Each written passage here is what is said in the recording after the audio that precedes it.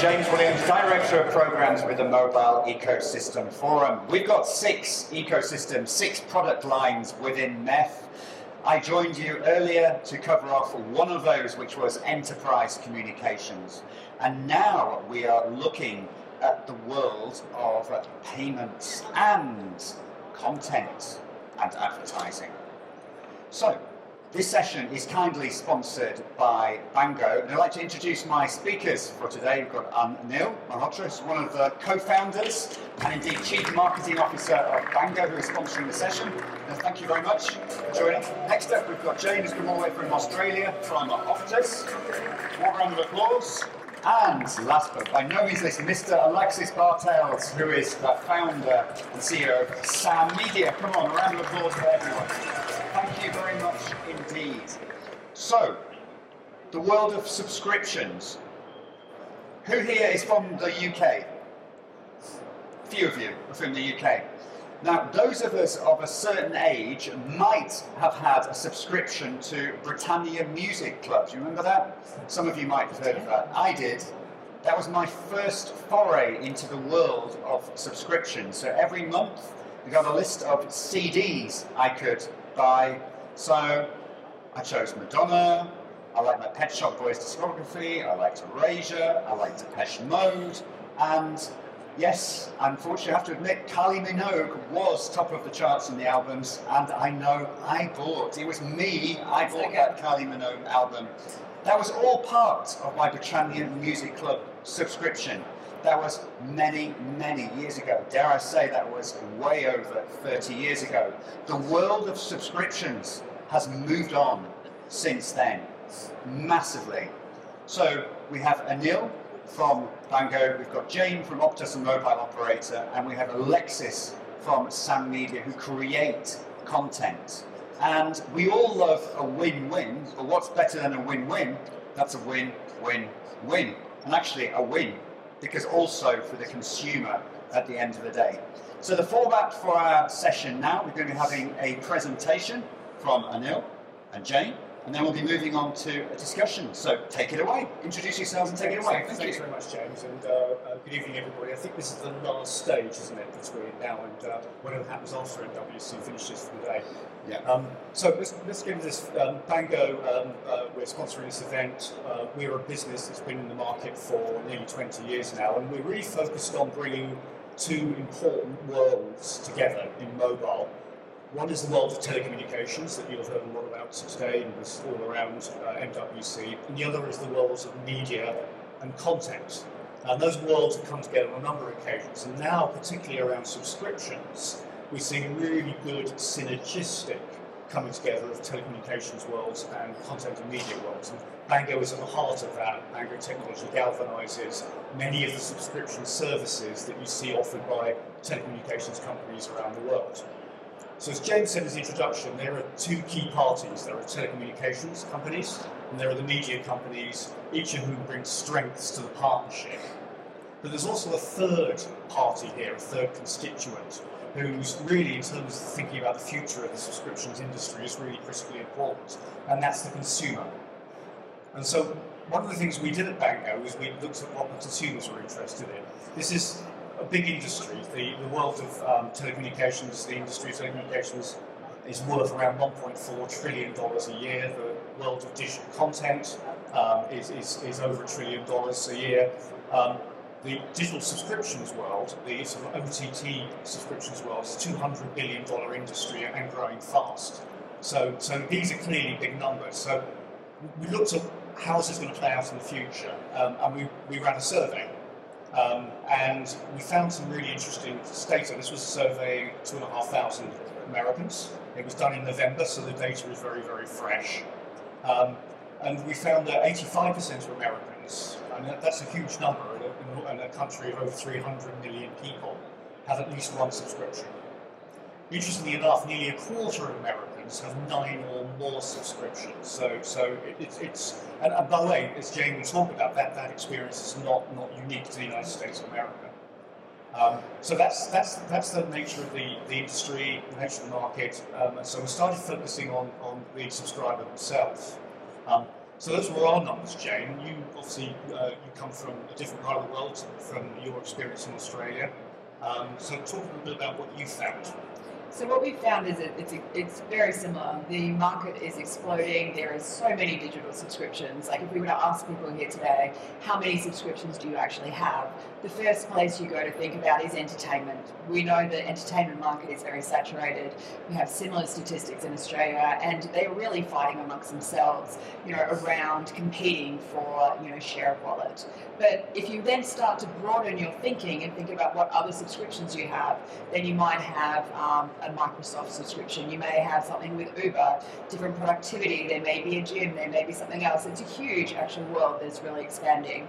But this world at the moment is becoming very, very vast and very big. And it's, on one side there's great benefit to the consumer, but on the other side it's also creating a lot more pain points and challenges. And in that, and also with some of the current economic conditions, people are going through and rationalising what those subscriptions are. But one of the areas that really are winning, and general spend, one of those areas that really is still winning are the digital entertainment subscriptions. Because when people are rationalising in the coming months what they actually are going to be doing and prioritising, those in-home entertainment services are the ones particularly that are still coming up to the forefront and still proving to be value for money and what they're prioritising. So there's a great experience in Australia. Jane will talk a bit more about her experience in Australia with Optus as we go through this evening's session. So let's go back to our 2,500 subscribers. What did we find out? So clearly, 85% of Americans have at least one subscription. Nearly a quarter have 9 or more subscriptions. Americans must love their subscriptions. That's got to be the conclusion. Okay. Well, let's go back and look at the data again. So what do we actually find? By the way, all of you on your chair should have found one of these. This is a complete report on this survey that we did in November, so please take it away with you, and if there's a spare, take away and share. We found, despite the love affair with digital subscriptions, that 72% of our respondents, when asked an open question about have you got too many subscriptions or enough or not enough, 72% said too many, it feels like too many. And as you start looking through the data, you can see a very large number of them felt like they had more subscriptions than they needed, spending more money than they wanted to spend on it, and an alarming number of them, nearly a third of them, said, I've almost certainly got one or more subscriptions I don't even use, that I'm paying for. So there is this potential challenge when we look at the third party in this relationship, not just the content provider, the service provider, and the telco, the subscriber. There is a potential challenge here with the subscriber experience around this multiple subscription availability, this open access to subscriptions, that there is an experience problem, a feeling of being overwhelmed, a feeling that the subscriptions almost, I don't know where I've put them, they're here somewhere, but I can't find them at the moment, and I don't know how much I'm using them. So what's the solution? And this is where we think the world of telecommunications has a really significant role to play in solving these subscription pain points. So let's push on with our research a bit to the next level. So, we found that 78% of our subscribers. Oh, let me just go back one. There we go. Sorry, I've jumped ahead of myself there. 78% of our subscribers said that there are positives here. 78% of our subscribers said they wanted one single platform for all of their subscriptions. So that's the biggest, just about the biggest number that we got out of the survey. So that's a really big number. So nearly 4 out of 5 of those 2,500 people that we surveyed in our sample said that they ideally want to not give up their subscriptions, but have one single place where they can manage all of their subscriptions.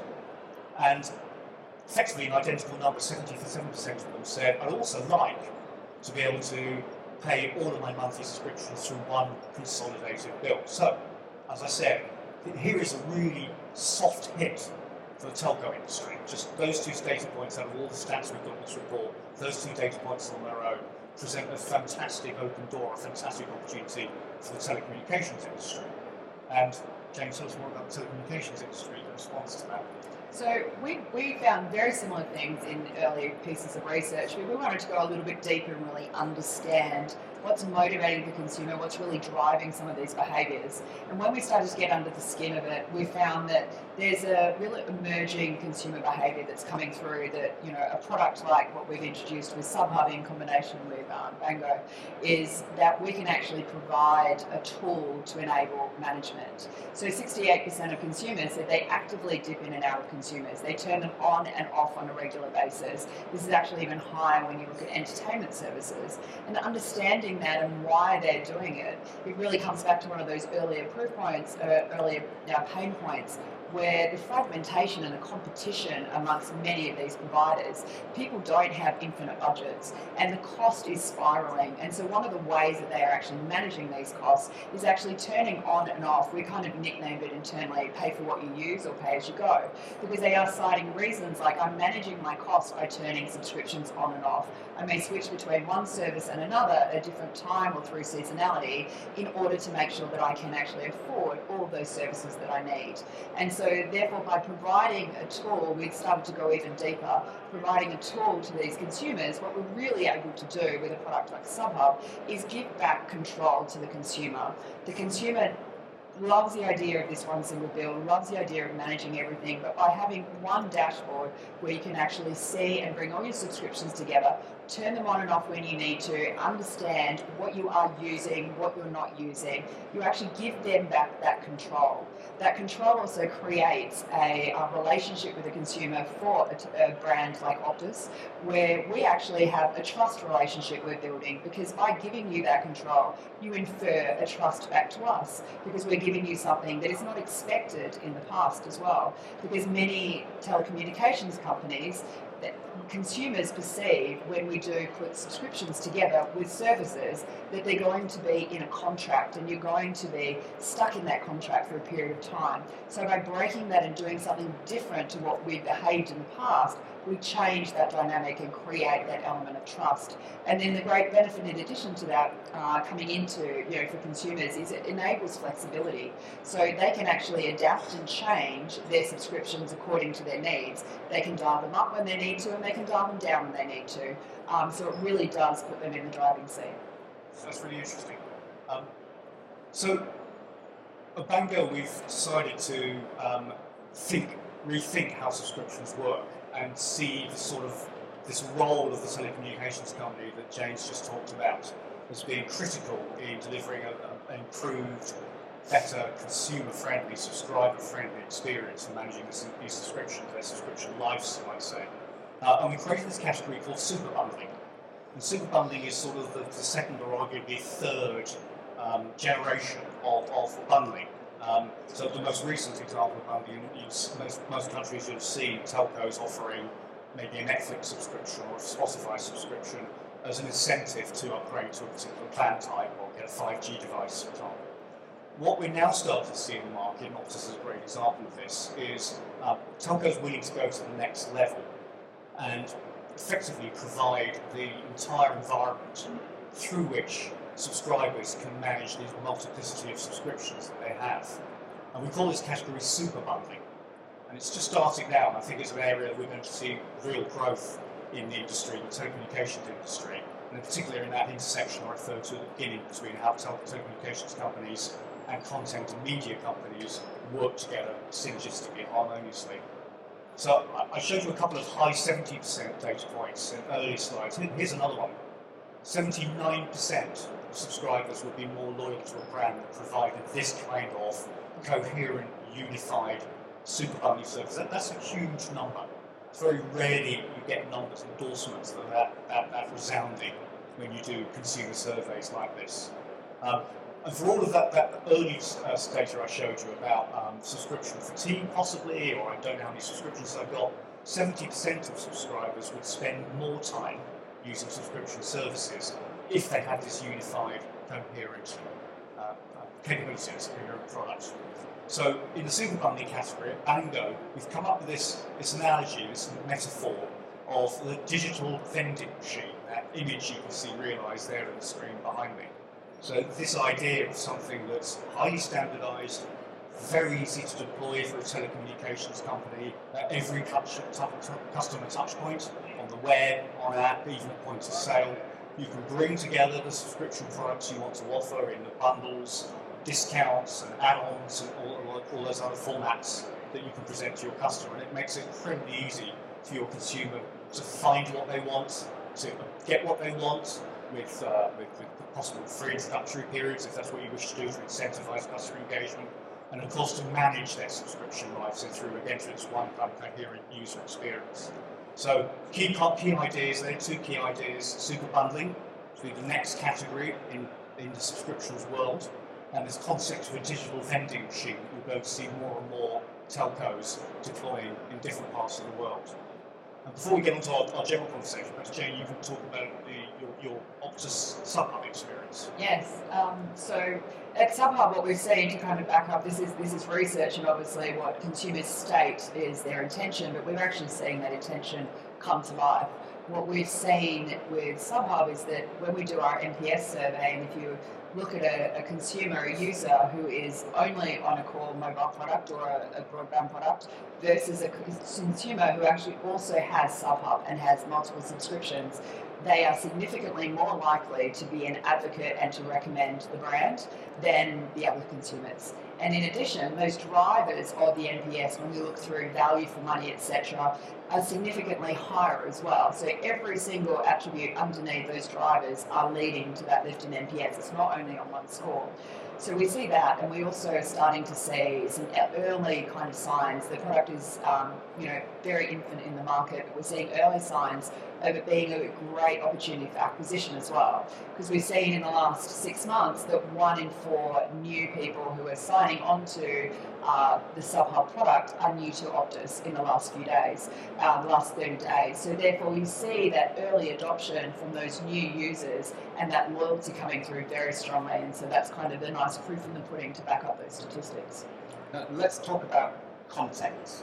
It's clear, so if you look at the brands on the vending machine, which has just gone by, you will see various types. Ones we know many of us will have a Netflix subscription, will have a Disney subscription, brands like that. Of course, there are also sports-related subscriptions and many, many others. But what people don't think are, for example, the likes of McAfee virus protection and subscriptions like that. So you're talking about the fact that in America, the average American has 9 subscriptions.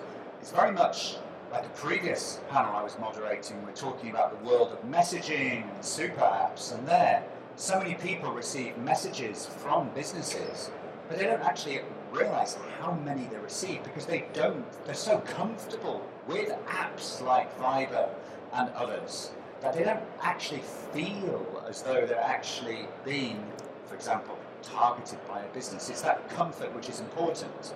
Now, for you, Jane, as a mobile operator, to offer well-known content like Netflix and Disney, it provides that known element in new customer acquisition. But what have you been doing within Optus to broaden that out? Because there's so many different types of content, and fear not, Alexis, I'm coming to you because your company, you provide a whole different array of content as well. So what are you doing to broaden out that appeal for people in terms of content?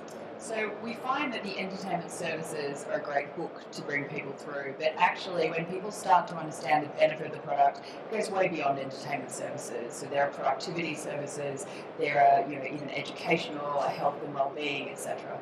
So what we do use some of those well-known ones to bring people in, to draw that attention, but once they're in our environment, then they see a range of other services that they may already have a subscription to or don't have a subscription to, and so they may take opportunity to it. So really we are making sure that we are as broad as possible across the digital economy that is enabled by connectivity. Fantastic. So Alexis, could you introduce yourself? And you've had a really easy time so far, but not now, I'm here. So could you introduce yourself and your company and what type of content you create, what you actually do within Sam Media?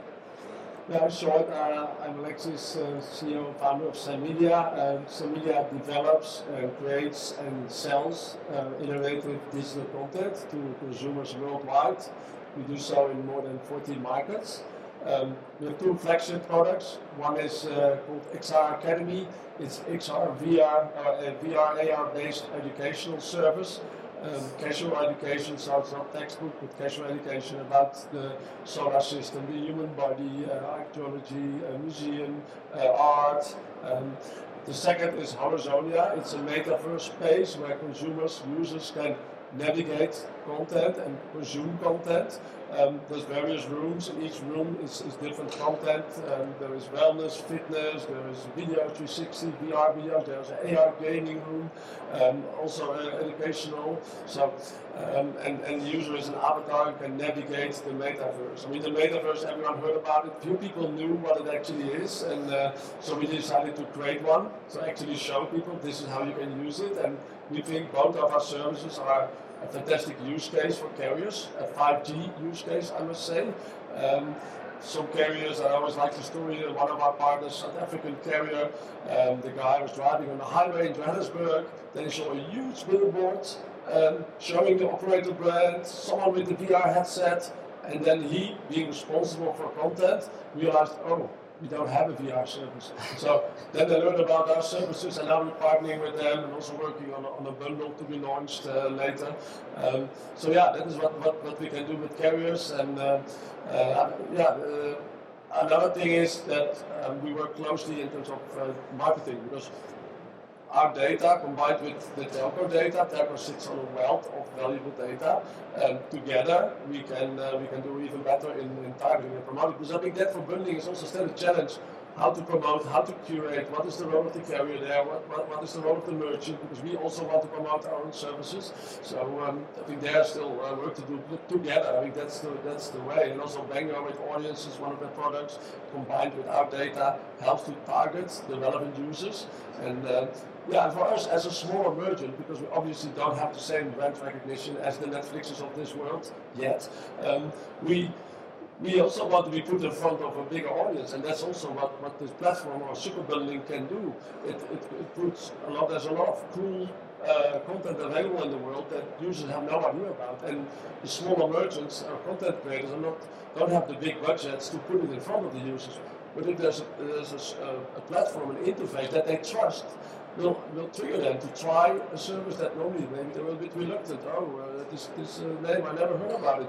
So, but if it's the carrier and they bring the trust, then the consumer more likely to try it, to take a look, maybe do a free trial or a trial month. They can always just unsubscribe again. So yeah, that is why I think there's a lot of content will become available and more actively used if it's provided by this trusted hub, the carrier. Fantastic. So it's very clear that mobile operators, carriers such as Optus, are well along the path and understand there's far more in life than content purely such as Netflix and Disney. But in your experience, so you're approaching telcos, you're talking to telcos about the content you're offering and talking to them.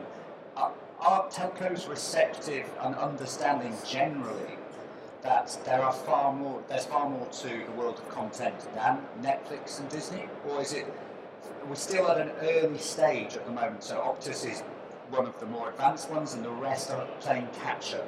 What are you seeing out there in the market, Alexis?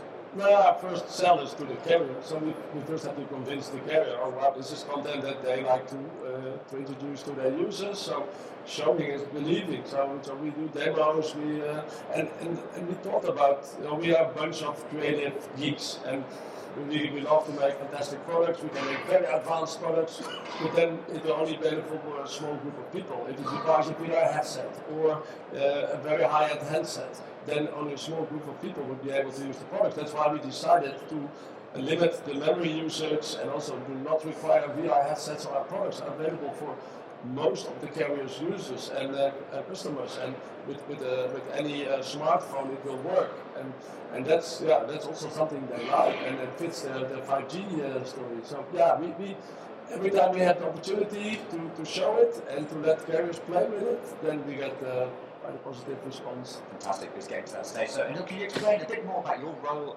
Bango's role in the whole ecosystem we've got going on here? Exactly what you do. Just I'll come to say one quick comment. So just follow up what Alexis said. At some point, we're going to get to a situation where the big brands, the big media brands, are pretty ubiquitously available. And therefore, if you are a telco, you're going to be starting to look around for things that can differentiate your offer a bit more.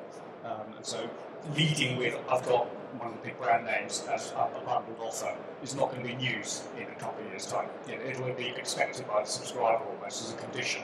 It's something up to that telco that I'm going to have that top 5, top 10 brands. So it's content like the Sam Media content that I think is going to be interesting points of differentiation that allow you to run unusual campaigns and different campaigns and reach to different parts of your consumer base.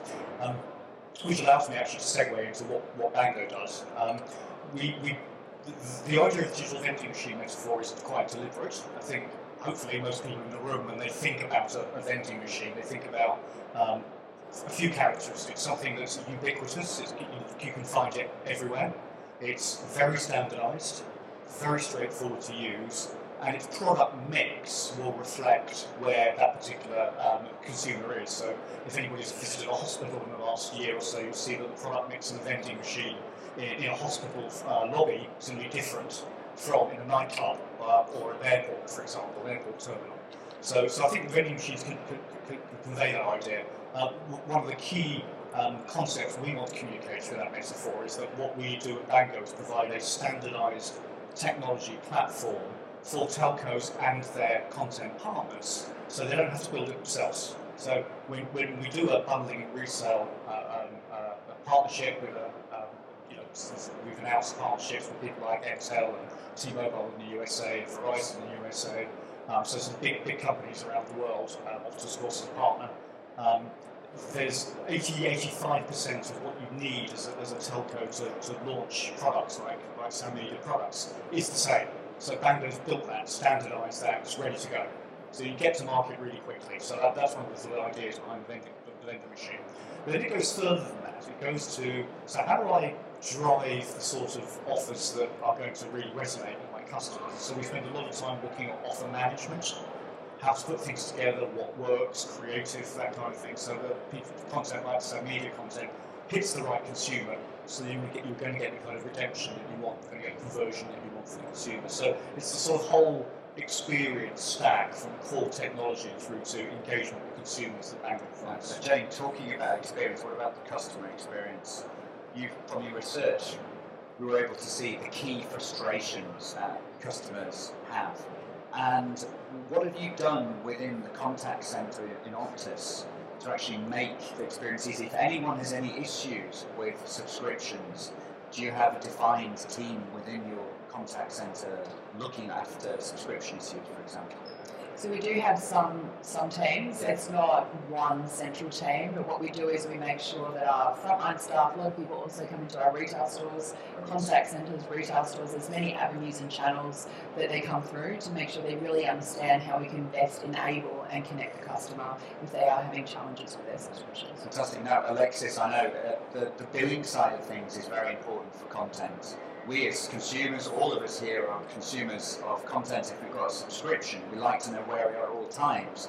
And if there are any issues with content from a content provider, actually being able to, the frustration is, who do I talk to? How do I actually get through to them? I know certainly with Sam Media, we've talked before about this, that your company is very, very good at ensuring that on the bills with the telco, your contact details are very, very clear. Now that changes, it may seem a very, very small thing to do, but it has a massive impact on the customer experience. Yeah, I think it's important to close the loop. So it's not only about acquiring users, offering them content, but also if they have a question or they're unhappy, also need to entertain them. So, and there I think there's a lot still to gain in the cooperation with carriers, especially if the platform like this could also facilitate that. So maybe it's a starting point for the consumer to go and then find a way to develop a merchant to solve an issue. So yeah, I think also their partnership is key, and that will help a lot.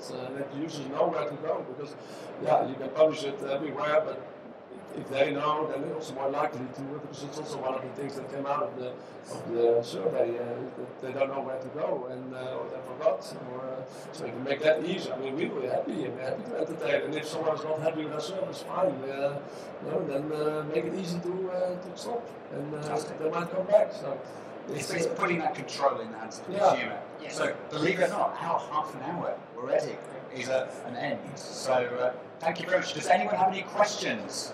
Do we have a question straight away? Thanks. Very quick observation. It's very interesting to me, the overarching story of the unbundling of all these subscription services is kind of taking it away from cable, right? At the same time when cable is trying to launch MVNOs and take subscribers away from MNOs. But so that leads to my question, which is, presumably many of these media content subscriptions are great consumers of bandwidth. Why are we not hearing more about zero rating the usage as a differentiator from other sources of subscription? It is a subject of conversation, and it's actually a subject of conversation here at this conference. How consumers consume the content that they subscribe to is highly variable. I think consumers are quite savvy. There's a lot of consumers from the data we can see that wait until they've either downloaded or download on Wi-Fi. They find various techniques for optimizing use of the network to get the content down there. But increasingly there are plans now that fix the cost of data across the networks. And then there are some markets in the world where content companies do get together with telcos and look at ways of subsidizing and funding subscriptions. The three of us were talking earlier today, and we were saying to ourselves, very germane to your question, in the digital vending machine, why couldn't you have data packs that you could also buy? So buy yourself a data pack as part of the experience of consuming. They wouldn't need to be so creative about doing that if it was free or bundled in, I should say, not free. I mean, we have something at Optus, for example, within our living network, which is called an unlimited data day. So you can choose any day in a month where you can have unlimited data. And so obviously this was something that actually came out on our plans before we introduced SubHub, and we're now working with our team to ensure that we're very present in that moment, either whether it be through the products that we are serving subscriptions and having that access to that unlimited data day available, or vice versa, if people are thinking about it and then thinking, how might I use that in that period of time, obviously they're going to probably use their subscriptions. That's it. Folks, we are way out of time. We've overrun a little bit, but I'd like to thank Bango. Thank you very much for sponsoring this session, part of our Future Mobile Summit. Jane, pleasure seeing you, and Alexis, always great talking to you. Thank you very much indeed, everyone.